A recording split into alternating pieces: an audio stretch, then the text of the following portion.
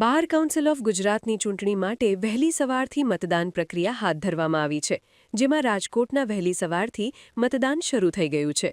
આ વખતે ચૂંટણી ખાસ છે કારણ કે સૌરાષ્ટ્રના 20 ઉમેદવારો મેદાનમાં છે, જેમાં રાજકોટના 5 દિગ્ગજ ઉમેદવારોનો સમાવેશ થાય છે.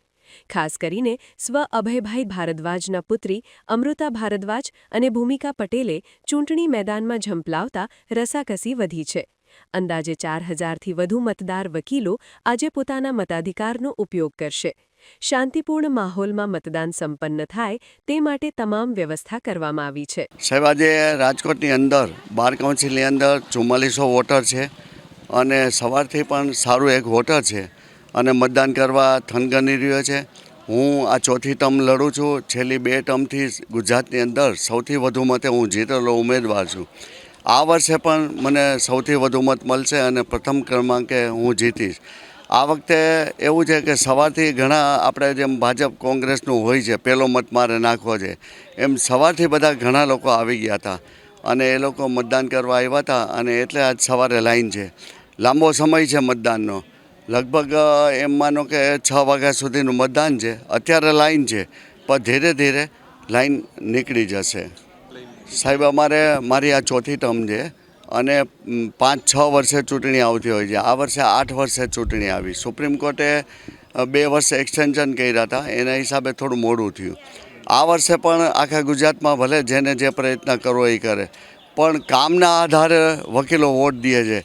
કોઈ પૈસાથી, કોઈ છરીની અણીએ આમાં દાદાગીરીથી વોટ નથી મળતા, કારણ કે વકીલો છે, સમજુ પ્રજા છે અને કામ કરો એના તો એ લોકો વોટ દે છે અને મને એટલો ભરોસો છે કે આ વખતે પણ હું પહેલા નંબરે જીતીશ એમ. સાહેબ, અમે ગુજરાતની અંદર આ રાજકોટની અંદર 33 ચૂંટણીમાંથી અમે 30 ચૂંટણી જીતા છીએ અને સેમિનાર છે આખા ગુજરાતમાં સૌ પ્રથમ રાજકોટે કર્યો. ખૂબ સારો સેમિનાર હતો, 2500 વકીલો.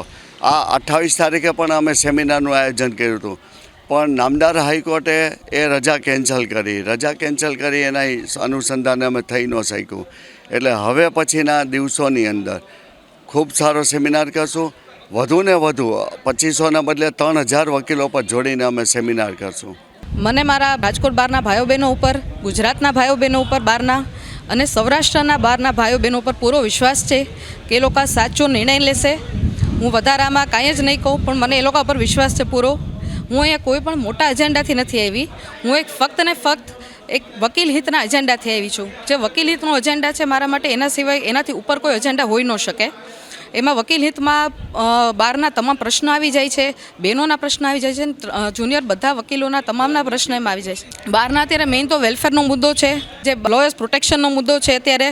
પણ વેલફેરનો જે છે એ મોટામાં મોટો મુદ્દો છે અત્યારે, કે લોકોને વકીલો જે ગુજરી જાય છે તેના પછી એમને વેલફેર નથી મળતું. તો મારા માટે એ એક મહત્ત્વપૂર્ણ એનું એજન્ડા રહેશે કે વકીલ હિતમાં ઓવરઓલ જે બોલું છે એમાં હું ફાઇટ કરી શકું, વકીલ હિત માટે એની લડત આપી શકું, એ લોકો માટે અવાજ બની શકું. મેં તમને જેમ પહેલાં કીધું એમ અભયભાઈને નિસ્વાર્થ ભાવે વકીલોની સેવા કરી છે હંમેશા. એ કોઈ પણ એજન્ડાથી નથી આવ્યા અભયભાઈ હંમેશા નિસ્વાર્થ ભાવે વકીલોની, એના ક્લાયન્ટની સેવામાં રહ્યા છે.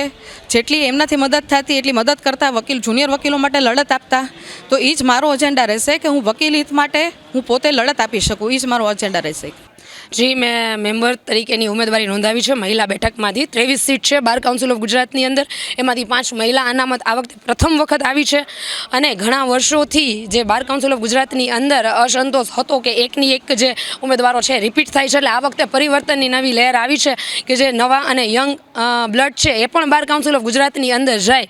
એટલે એ જ પરિવર્તનની લહેરની સાથે રહી અને જુનિયર અને મહિલા વકીલોનો અવાજ થઈ અને મેં આ વખતે જે બાર કાઉન્સિલ ઓફ ગુજરાત છે એની અંદર ઉમેદવારી નોંધાવી છે.